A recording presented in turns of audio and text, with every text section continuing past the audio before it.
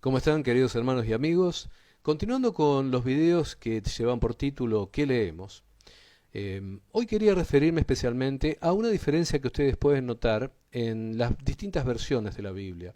Recordarán que en videos anteriores hablamos acerca de que consideramos válida tanto la versión Reina Valera de 1960 como cualquier versión que puedan utilizar que provenga del catolicismo, como por ejemplo la que recomendamos, que es la Nácar Colunga de 1944, o cualquier otra puede resultar válida.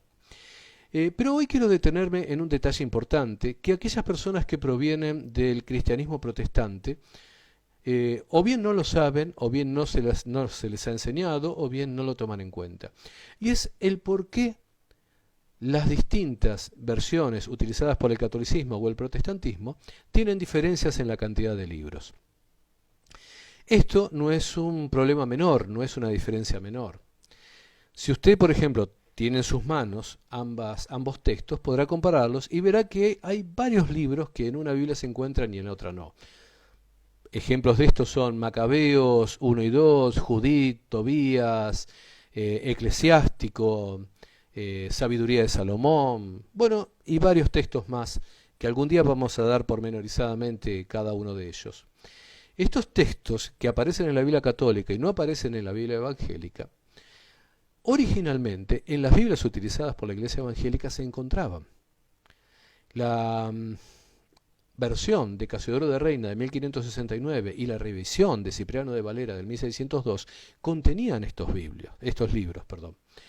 Luego, como ya les dije en otro video, fueron quitados del canon utilizado por los protestantes, y a partir de cierto momento ya ni siquiera se discutió que volvieran a estar o no. Es más, he leído y he escuchado muchas polémicas donde gente del protestantismo le dice a los católicos, ustedes agregaron libros, y por su lado los católicos le dicen, ustedes quitaron libros. Ahora bien, sin tomar posición por uno o por otro, debo decir que hace poquitos años, hará 2 o 3 años, una editorial, una sociedad bíblica protestante, hizo una reedición de la Biblia del Oso de 1569 de Casiodoro de Reina, incluyendo todos los libros que luego habían sido quitados. Con lo cual, si tuviéramos que pensar en esta polémica, diríamos que, bueno, aquellos que dicen que unos quitaron libros, tienen razón. Ahora bien, ¿de dónde surge esta diferencia? ¿De dónde surge esta diferencia y por qué nosotros tomamos partido en nuestros textos a incluir a estos textos que otros dejan afuera? ¿Por qué nosotros aceptamos que Macabeos 1 y 2 tienen que estar?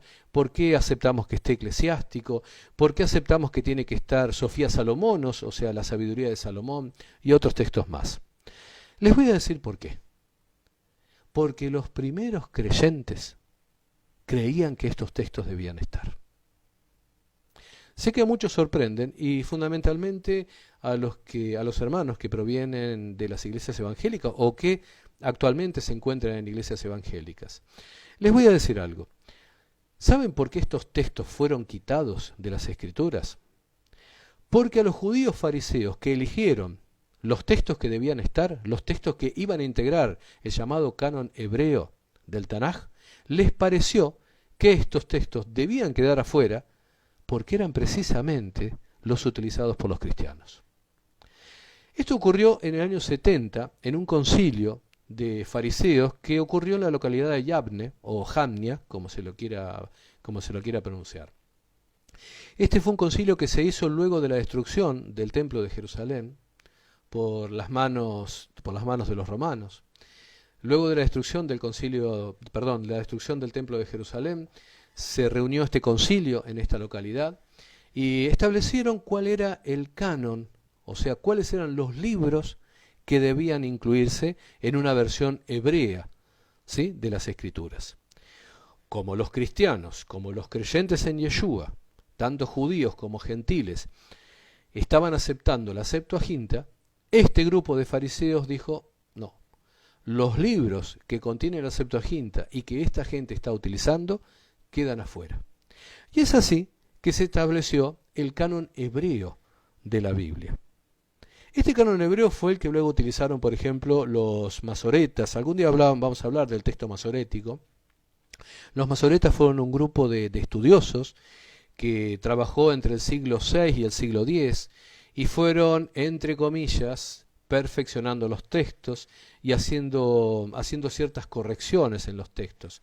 Algunas cosas muy buenas, algunas cosas desechables y otras realmente muy, muy negativas. Pero algún día vamos a hablar de ese texto. Este texto hebreo dado en Yabne por estos fariseos fue el que luego va a ser tomado como canon dentro de ciertos grupos protestantes. Es más, varios de los libros, ¿sí?, que luego van a ser desechados y varios de los que van a ser aceptados, se incluyeron en algunos textos protestantes y otros no. Les voy a dar un ejemplo muy interesante. Todos tienen el libro de Ezequiel, ¿sí? En sus Biblias tienen el libro de Ezequiel. Ahora, ¿qué ocurre si yo les digo que el libro de Ezequiel estuvo por quedar afuera? Es más, les puedo hablar de otro texto. El Apocalipsis, por ejemplo, el Apocalipsis que hoy lo tienen todas las Biblias, fue objetado por los primeros reformistas. Sé que esto sorprende a muchos, porque son cosas que por ahí no se estudian o no se dicen. Bien, no me quiero extender mucho más en todo esto, pero sí quiero explicar que para nosotros los fariseos reunidos en Yabne en el año 70 no tienen autoridad. Sé que hay muchos en este tiempo, muchos mesiánicos, que tienen una frase y que la usan de cabecera, y es decir, que esto o tal cosa o tal otra fue aprobado por un grupo de sabios o un grupo de ancianos reunidos conforme a lo que dicen las Escrituras. Bien, repito lo que he dicho en otros videos. Lo que diga un grupo de judíos, lo que diga un grupo de cristianos, lo que diga un grupo de sabios, si contradice las Escrituras, me tiene muy sin cuidado. Es algo que no va a dirigir mi vida espiritual. Si los primeros creyentes, y tal cual lo podemos ver nosotros por las citas que hacían, si los primeros creyentes, como por ejemplo Santiago, Judas, Pablo, Pedro, Marcos, Silas, si los primeros creyentes utilizaron la versión Septuaginta, es más, si a través de sus textos citaron libros como, por ejemplo, el libro de la sabiduría de Salomón, ¿quién soy yo para decir que esos textos no tienen que estar?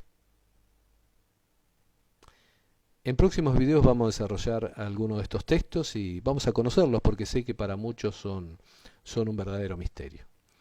Mi nombre es Ricardo y pido que Yahweh los bendiga y los guarde y esté trayendo luz y sabiduría para estos tiempos tan difíciles. Shalom.